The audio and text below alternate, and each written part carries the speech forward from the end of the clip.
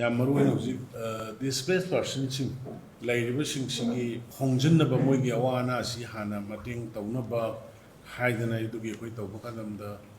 ꯇꯧꯕ ꯃꯇꯝꯗ ꯑꯩꯈꯣꯏ ꯌꯨꯝ ꯑꯌꯥꯝꯕ ꯍꯣꯡꯖꯤꯟꯕ ꯌꯥꯕꯈꯩꯗꯤ ꯃꯌꯥꯝꯅꯁꯨ ꯍꯦꯟꯅ ꯈꯪꯕꯤꯔꯦ ꯌꯨꯝ ꯑꯦꯔꯥꯎꯟ 700 ꯍꯥꯎꯁꯦꯁꯀꯤ ꯃꯊꯛꯇ ꯌꯨꯝ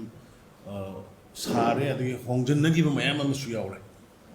ꯑꯗꯣ ꯁꯤꯒꯤ ꯃꯊꯛꯇ ꯑꯩꯈꯣꯏꯅ ꯍꯥꯎꯁꯤꯡ ꯈꯔ ꯄꯤꯕꯤꯌꯨ ꯍꯥꯎꯁꯤꯡ ꯈꯤꯇꯪ ꯄꯤꯕꯤꯗ꯭ꯔꯒꯗꯤ ꯃꯔꯝꯗꯤ ꯁ꯭ꯀꯨꯜ ꯀꯣꯂꯦꯖꯇ ꯂꯩꯔꯤꯕ ꯌꯨꯝ ꯍꯣꯡꯕ ꯌꯥꯗ꯭ꯔꯤꯕ ꯁ꯭ꯀꯨꯜ ꯀꯣꯂꯦꯖꯇ ꯂꯩꯔꯤꯕ ꯄ꯭ꯔꯥꯏꯚꯦꯁꯤ ꯌꯥꯎꯗꯅ ꯂꯩꯔꯤꯕ ꯊꯥ ꯆꯍꯤ ꯑꯃꯒ ꯃꯈꯥꯏ ꯍꯦꯟꯅ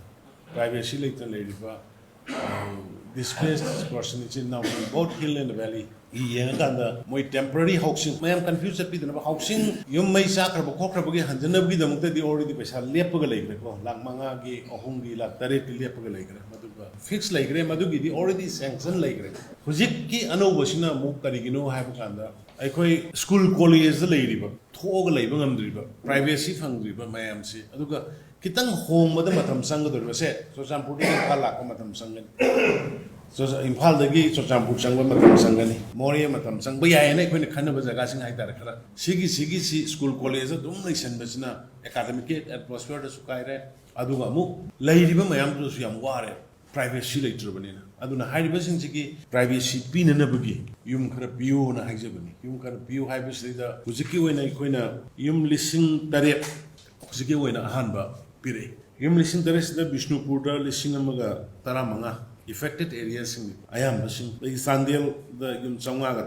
tramathoi choshan pur lising amaga song kun tramathoi imphal east da changwa ga mokthramari imphal west da sani kun manga jiribam di han already koi kaino toroga leigra kaksing da lising amaga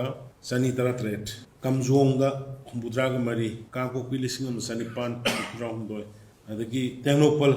Chanipan ga Marfudra. Sumaita una trocana yum 7,000 gi huji order pibire ayam pibire. Sigi manunda hujiki Bishnupur gumba aduga atai Kangkopi Sojambura sagado ristida. PMO gi makhada laiba paisa ji khara pikpuna 1.3 mutang oibanina. Madudagi excess khara yum moina leiba yana piyo na koi home minister another moidagi 4 lakhs gumba per houses. Especially general gi dana taba displaced persons in jigi 4 lakh is happy haidana maduga yum lising ani ga changwa gi tongan ma funding ama ni aduga punna torkana hujiki school college da leiriba sing tongan mafam khara yenge koi phubala gi area khara saba huji haure adagi moirang gi da bishnupur gi da koi gi sericulture gi farm leiriba haure kangkokpi gi jaga yenghali joshanpur gi su jaga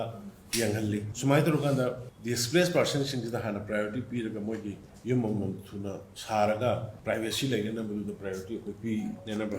madu gi dang hona jami ta masi da